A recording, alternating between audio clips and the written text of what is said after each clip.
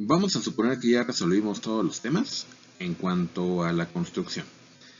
Que si el tipo de bacteria, qué tipo de plásmido, la estrategia de transformación, la optimización de la expresión del mensajero y su traducción. Todos esos temas digamos que ya los resolví. Bueno, ahora pues, ¿qué necesito? Pues necesito de un dispositivo en el cual pues yo controle las condiciones de cultivo, las condiciones de pH, de nutrimentos, de oxígeno, la temperatura, de tal manera que el crecimiento de las bacterias ya transformadas sea eficaz y la formación del recombinante pues también sea eficaz. Dispongo de tres alternativas básicas: de un bioreactor batch, feed batch y de cultivo continuo. Va a haber diferencias en cuanto a la alimentación y la recuperación de los microorganismos. ¿En qué coinciden los tres? Les pongo aquí un esquema básico de un bioreactor. Básicamente es un contenedor donde tiene un sistema de donde hay un sistema de agitación, obviamente para que los microorganismos estén perfectamente homogenizados en este medio de cultivo. Hay una serie de sensores que vigilan o que monitorean pues las condiciones de cultivo, el pH, la temperatura, el oxígeno, etc.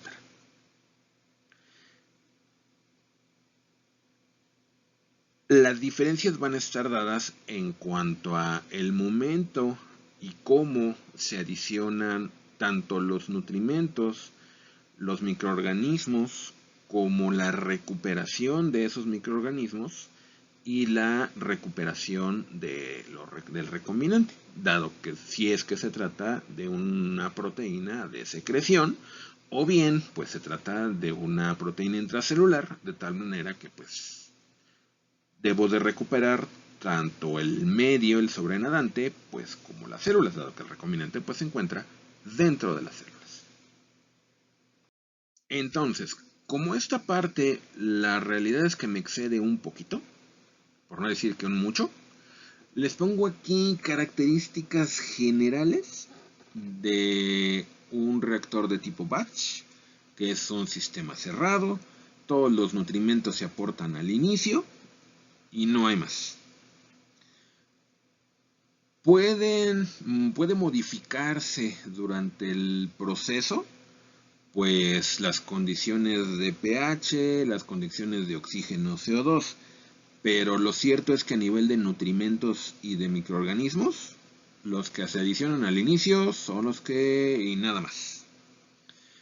El proceso va a durar pues hasta que se consuman todos los nutrimentos. ¿Bajo qué condiciones esa estrategia es útil? Particularmente cuando se trata de caracterización de cepas y cuando hay que optimizar las condiciones del medio de cultivo. Digamos que una fase inicial. No sé qué terreno estoy pisando. Bueno, pues utilizo un sistema batch. Desventajas. Pues si yo estoy limitado en cuanto a los nutrimentos, pues eso obviamente va a incidir en el número de microorganismos que yo puedo expandir y el rendimiento en cuanto al producto generado. En un sistema cerrado, pues los recursos son la limitante, pero también pues la acumulación de subproductos o la acumulación de sustancias tóxicas, justamente el resultado del metabolismo. El crecimiento de las células, de las bacterias, consume oxígeno, produce CO2, el CO2 modifica o regula el pH del medio. El recombinante pues se puede mezclar con nutrimentos, con reactivos, con detrito, con productos de desecho.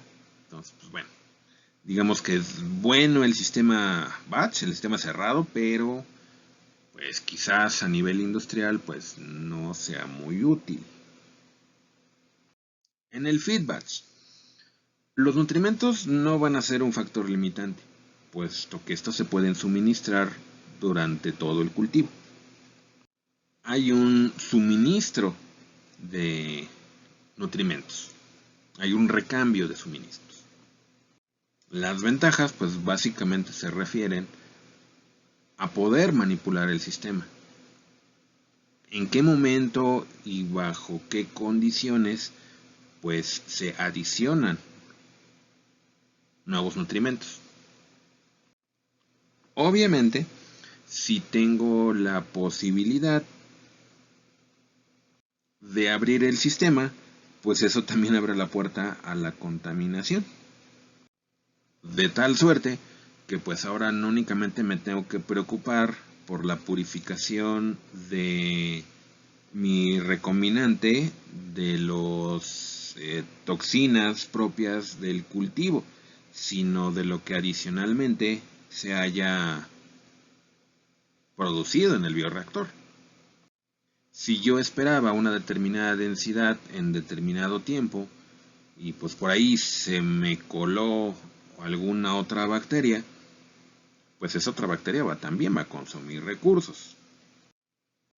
De tal manera que pues el rendimiento que yo esperaba quizás no sea lo que yo esté obteniendo al final del día.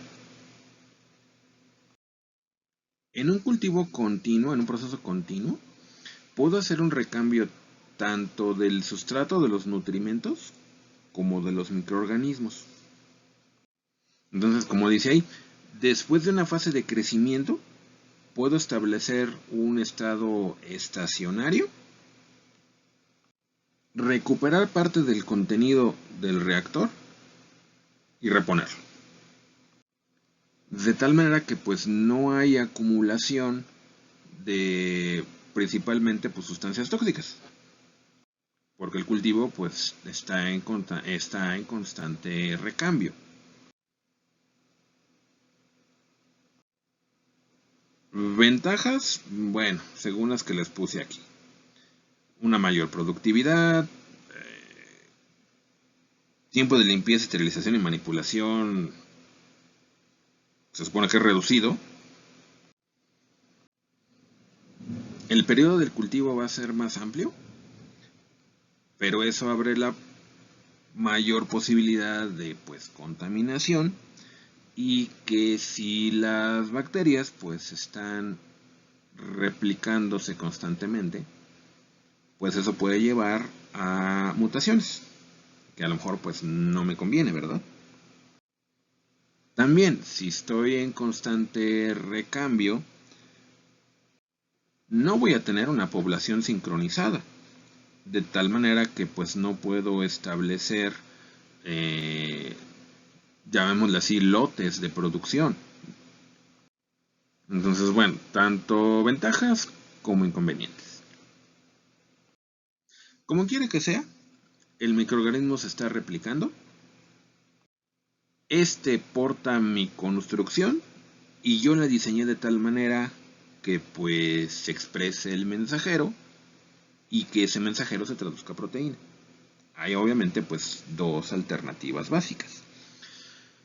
Esa proteína se produce intracelularmente y o bien permanece intracelular y soluble, o bien, debido a sus muy particulares características en cuanto a aminoácidos y plegamiento, forma un cuerpo de inclusión, es decir, se hace insoluble en el interior de la bacteria y se precipita, que es lo que estamos viendo aquí.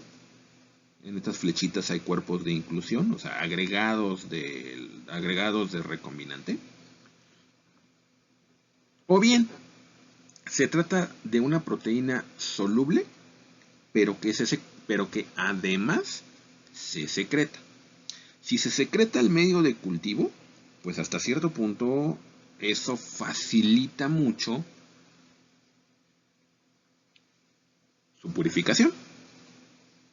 No necesito deslizar la célula, no necesito de romper la integridad de la bacteria pues para que se libere el recombinante, sea este soluble o este precipitado.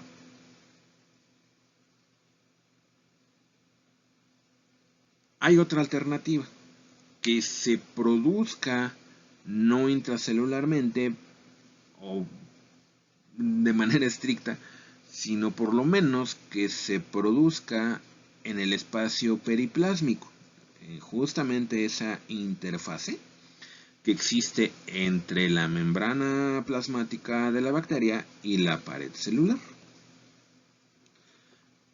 Si recordamos, pues tanto las bacterias gram negativas como positivas, pues tienen una capa de péptidoglicano, solo que en las negativas, pues esa capa es muy delgadita.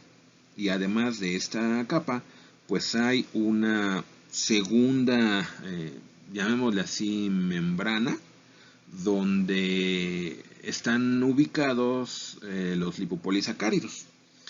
En las gram positivas, pues eso no ocurre, no tenemos el EPS. Lo que tenemos, pues es únicamente nuestra capa bastante gruesa de peptidoglicano y pues la interfase, el espacio periplásmico. Entonces, técnicamente hablando, pues no es una proteína que se secrete, pues porque no va hacia el medio de cultivo, pero pues tampoco es intracelular porque está en el espacio fuera o está fuera del citoplasma. Bueno. Ventajas de tener una proteína que se secreta, que normalmente se secreta. Yo diría que la más obvia es que pues evito la proteólisis. Si tengo una proteína exógena, pues esa puede inducir efectos tóxicos sobre el interior, sobre el funcionamiento de la bacteria. Pero si se secreta, pues entonces ya no tengo ese riesgo. Reduzco la posibilidad de contaminación. No necesito romper a la célula, no necesito lisarla para liberar el recombinante. Basta con que yo recupere el medio de cultivo, centrifugue y listo, separo bacterias de los componentes menos pesados, las proteínas. Han observado que la formación de puentes disulfuro es más eficiente, o bueno, no eficiente, ocurre con mayor probabilidad en una proteína de secreción que en una proteína que se queda de manera intracelular.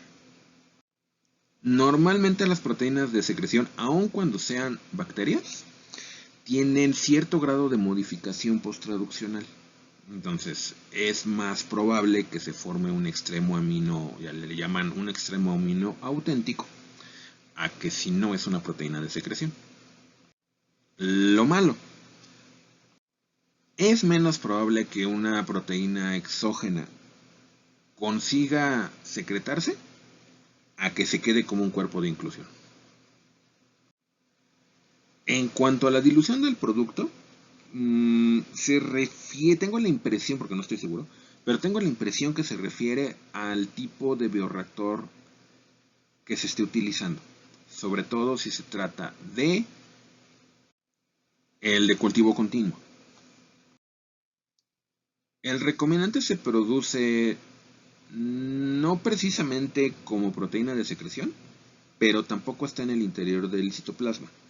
Es de producción periplásmica. Tiene las ventajas de la proteína de secreción y también sus inconvenientes o sus desventajas.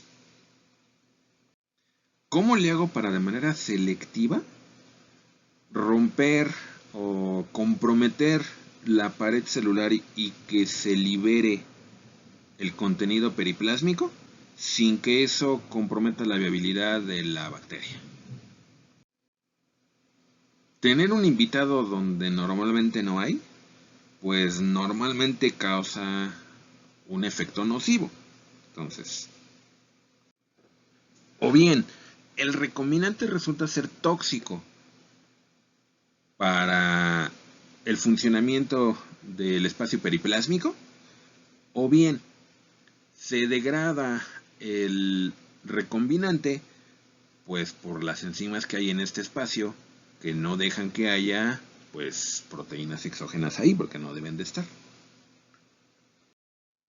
Un cuerpo de inclusión es pues un agregado insoluble de proteínas de mi recombinante.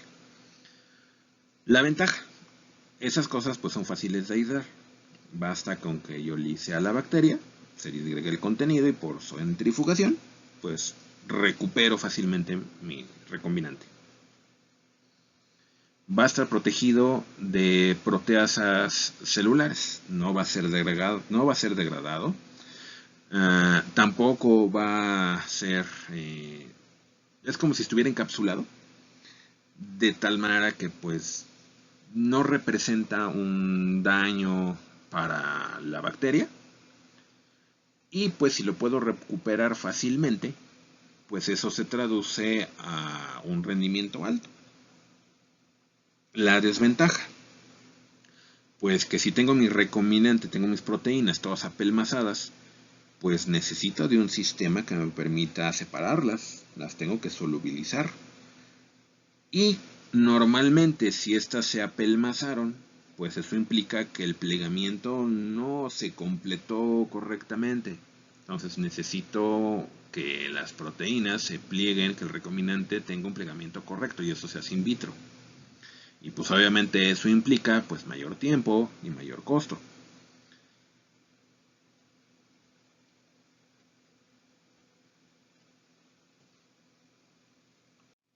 Y quizás el mayor tema en cuanto a recombinantes generados en bacterias son las modificaciones posttraduccionales. Finalmente, es una proteína intracelular, pero es soluble. No se apelmaza. Pues significa que se da el tiempo para que se pliegue de manera correcta. No necesito solubilizarla.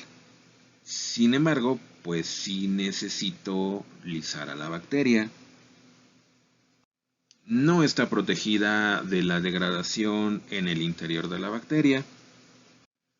Puede estar mezclada con otros componentes de tal manera que pues la purificación a lo mejor no es del todo sencilla. Puede resultar tóxica para la bacteria. Y normalmente dicen, no hay un extremo amino auténtico y no hay formación, por alguna razón, de puentes disulfuro. ¿Qué es lo que sigue? Pues recuperar el recombinante. Inactivar o eliminar lo más pronto posible aquellos elementos que pues degraden mi producto, degraden el recombinante. Eliminar impurezas, eliminar partículas tóxicas o que tengan un efecto negativo o que impidan la purificación posterior. Necesito pues concentrar la muestra y en el mejor de los casos pues conseguir una purificación, es decir, recuperar solamente lo que a mí me interesa. ¿Qué equipo es necesario para realizar una limpieza y desinfección? Bueno, pues está más allá de lo que yo les puedo platicar. Pero lo que es claro es que pues a mí me interesa tener mi proteína libre o con una pureza tal que la pueda aplicar sin ningún riesgo. En cuanto a productos farmacéuticos, esa purificación debe ser mayor al 99%. Si yo digo que estoy produciendo interleucina 1 recombinante, pues más del 99% debe ser interleucina 1, no otra proteína adicional. Esa interleucina 1 debe estar libre de endotoxinas y de DNA. Es decir, visualicemos que produje mi interleucina 1 en una bacteria y que estuvo en contacto este recombinante con el EPS, un constituyente de la pared. Pues esos elementos pues andan en el rango de partes por millón, o sea, nada de nada. La técnica que permite llegar a esos grados de purificación sin que se comprometa la actividad biológica de la proteína es la cromatografía. Y hay pues diferentes alternativas, que es el intercambio iónico, que es exclusión por tamaño, que es interacción hidrofóbica, fase inversa, afinidad. Lo que les mencionaba previamente en cuanto a las proteínas de fusión. Finalmente a mí lo que me interesa es clonar este gen, el gen de mi proteína terapéutica. Y pues para eso me valgo de un vector de expresión, obviamente. Este vector, junto con el huésped, lo llevo a un bioreactor. Y ahora, para la etapa de recuperación, ¿con qué alternativas cuento? Mi proteína de interés tiene además un pequeñísimo péptido señal con aminoácidos de histidina. Y esta histidina yo la puedo fijar o es susceptible de fijación mediante una columna de afinidad. De tal manera que únicamente pues, proteínas que tengan esta, digamos así, esta colita, es la que van a ser retenidas en una columna. Quizás me valgo de unos péptidos que funcionan como epítopos para que sean reconocidos por un anticuerpo. Pues así van a ser retenidos pues, en mi columna de cromatografía. Para hacer más eficiente el uso de una columna, pues puedo utilizar ligandos adicionales que tengan pues una afinidad superior al pequeño péptido que yo fusioné en mi proteína blanco o en mi secuencia de interés. Quizás no cuento con una columna de cromatografía con un HPLC, pero diseñé mi construcción de tal manera que mi recombinante esté fusionado con con un péptido que permita la precipitación o que facilite la precipitación de mi recombinante, de tal manera que yo lo pueda separar por centrifugación. A lo mejor me veo más elegante y este péptido se une a una molécula fluorescente y entonces puedo hacer una separación por citometría de flujo. A lo mejor esto sí es de plano muy elegante, porque pues la citometría, hasta donde sé, no está especificada para ensayos industriales. Es más bien para condiciones de laboratorio de baja escala. Pero pues bueno, es una alternativa también. Ya me las arreglé para producir mi recombinante, para hacerlo a escala industrial, ya conseguí purificarlo, ya establecí que entra dentro de ciertos estándares de calidad. Ahora, ¿qué sigue?